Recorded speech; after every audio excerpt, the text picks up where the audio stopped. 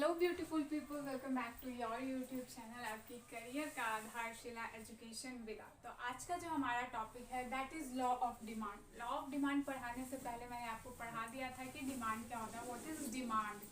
तो demand basically 3 चीज़ों पे है। पहला डिज़ायर, चाहत होनी चाहिए किसी चीज़ की। दूसरा उस चीज़ के लिए पैसे खर्च करने की इच्छा होनी चाहिए हमारी। और तीसरा हमारे पास पैसे होने चाहिए।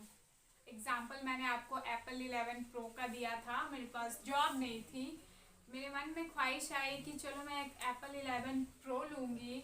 मैंने इस ख्वाहिश को पूरा करने के लिए अपना रिज्यूमे मल्टीनेशनल कंपनीज को दिया। मेरा रिज्यूमे शॉर्टलिस्ट हो गया, मुझे जॉब मिल गई, सैलरी मिल गई। देन मैंने अपना एप्पल 11 प्रो ले लिया। तो desire, want and purchasing power is equal to demand. बात करते हैं लॉ ऑफ डिमांड। तो लॉ ऑफ डिमांड हमारा क्या कहता है कि according to the law of demand, other things being equal, if the price of a commodity fall, quantity demanded will rise. यहाँ इफ होगा, नॉट ऑफ।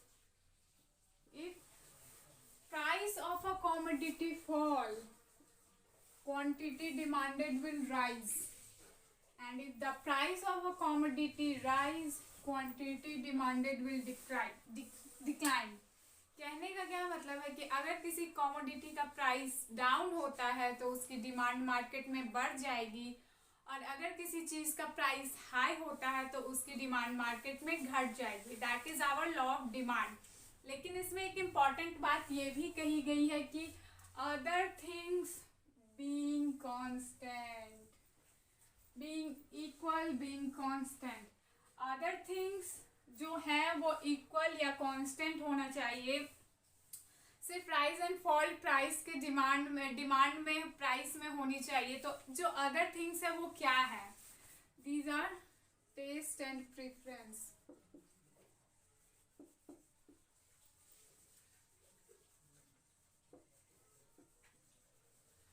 कंज्यूमर का test और प्रेफरेंस, कंज्यूमर की इनकम,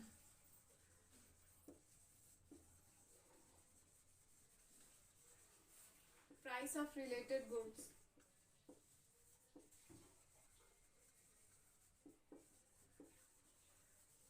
ये सब हमारे इक्वल होने चाहिए। टेस्ट एंड प्रेफरेंस में कोई चेंज नहीं होना चाहिए कंज्यूमर्स के।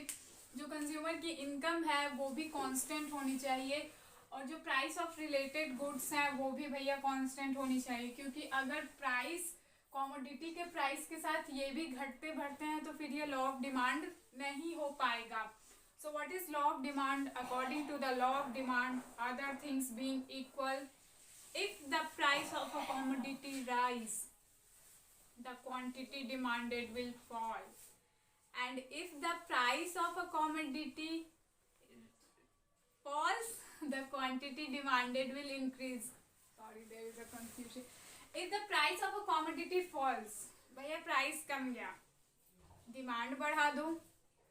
If the price of a commodity rise, भैया प्राइस बढ़ गया, डिमांड घटाइए। क्योंकि बाकी चीज़ें तो फिर हमारी कांस्टेंट है, इनकम तो उतनी ही है।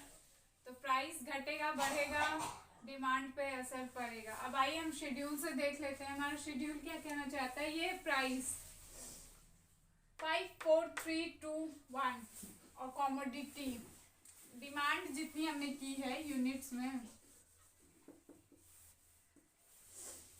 5 पे हमने 2 यूनिट्स मांगा है, भैया प्राइस बहुत हाई है, वी कांट अफोर्ड दैट। 4 पे हमने 3 मांगा है, थोड़ा एडजस्ट कर लेंगे हम प्राइस के साथ। 3 पे 4 मांगा है, 2 पे 6 और 1 पे तो हद ही कर दी, 1 पे तो हम लोगों ने 10 ही मांग लिया है। तो शेड्यूल का कहने का क्या मतलब है कि जब 5 रुपए प्राइस है किसी कमोडिटी की तो इंसान 2 यूनिट्स में ही खुश है। जब 4 रुपए प्राइस है किसी कमोडिटी की तो इंसान 4 यूनिट में खुश है। जब 1 रुपए हो जाती है लास्ट में प्राइस तो इंसान कितनी डिमांड कर लेता है? भैया 10 यूनिट चाहिए हमें। That is our demand schedule. और जब हम इसे ग्राफ में प्लॉट कर देंगे that is our demand curve. तो आइए हम डिमांड कर्व के थ्रू देख लेते हैं। 5 रुपए पे 2 यूनिट्स, 4 रुपये पे 3 यूनिट्स, 3 रुपये पे 4 यूनिट्स, 2 रुपये पे 6 यूनिट्स एंड 1 रुपये पे 10 यूनिट।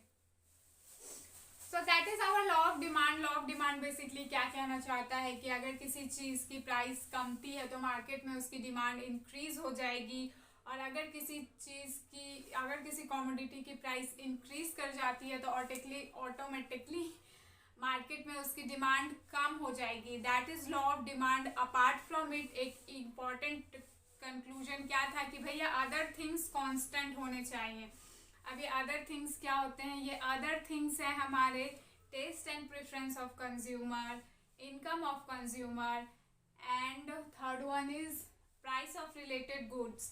भैया कंज्यूमर का जो टेस्ट एंड प्रेफरेंस है वो जिस चीज़ को खरीद रहा है वो वही खरीदेगा प्राइस घटने बढ़ने पे भी। इनकम भाई कांस्टेंट होनी चाहिए, और related goods, tea coffee related goods के प्राइस भी कांस्टेंट होने चाहिए। तो हमने कंक्लूजन क्या देखा कि प्राइस और डिमांड में एक इनवर्स रिलेशनशिप है। Higher the price lower the demand, lower the price higher the demand. So that is our law of demand, जिसमें हमने देखा कि लॉ ऑफ डिमांड क्या है, फिर डिमांड शेड्यूल एंड फिर डिमांड कर्व। सो बात उठती कि अगर एग्जाम में क्वेश्चन आएगा तो क्या इतना लिख देने से बात बन जाएगी? सो नहीं, इतना लिखने से बात नहीं बनेगी आपको। अगर आपको एग्जाम में लॉ ऑफ डिमांड भी ही पूछ रहा है फिर भी आपको डिमांड क्या है लिखना होगा। किसी राइटर, किसी इकोनॉमिस्ट का डेफिनेशन आपको लिखना होगा, फिर आपने उससे क्या समझा आपको वो लिखना होगा, एक शेड्यूल, एक graph, then we are going to law of demand. उसके बाद हम इतना लिखेंगे तो आप अपने 8 मार्क्स ग्रैब कर सकते हैं।